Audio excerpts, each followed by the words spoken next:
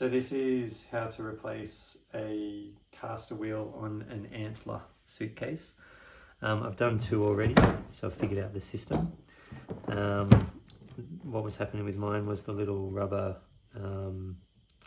trim, I guess, on the wheel was gradually flaking off and making the suitcase run really lumpy. So I bought a new set from AliExpress, and I'll put the link in the description for where to buy those. The technique is that you open up the zipper to get behind the fabric, and then in here there's actually 2 screws. So there's one right in the corner and it's underneath this tape.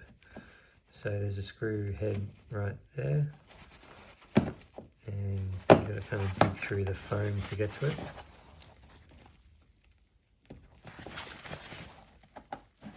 There's one there, a little bit hidden, and there's another one on this front ledge just there. So you have to undo both of those screws and pull them all the way out.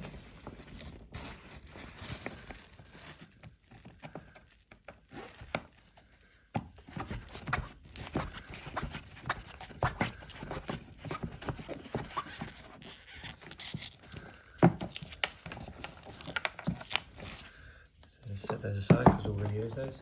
So now you come to the outside of the suitcase, and this just slides out one direction or the other.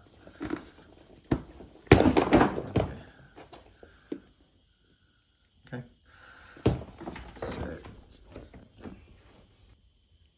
So with this one being the broken one, and this is the new one, you just got to find the one that matches the plastic molding, because they come in pairs and they're not identical. There's like a left and a right version.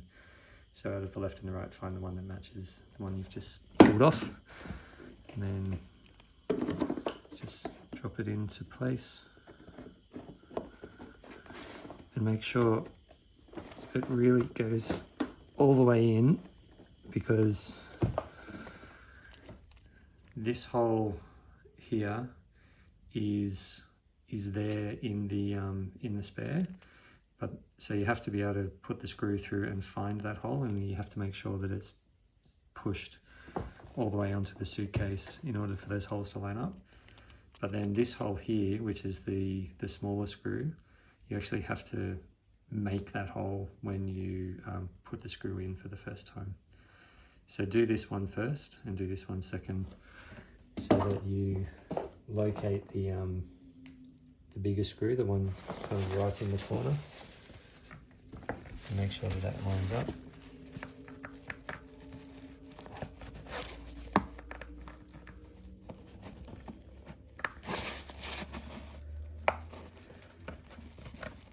And you know if it lines up because it will go in, and if it doesn't go in, it'll push the castor out from the suitcase.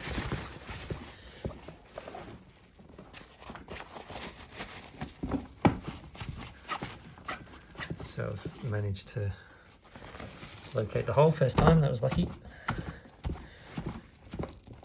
And then once that one's in, then put in the second one, because that will, and you basically got to make the hole, so it takes a fair bit of force. To kind of push it into the plastic and then screw it in once it starts.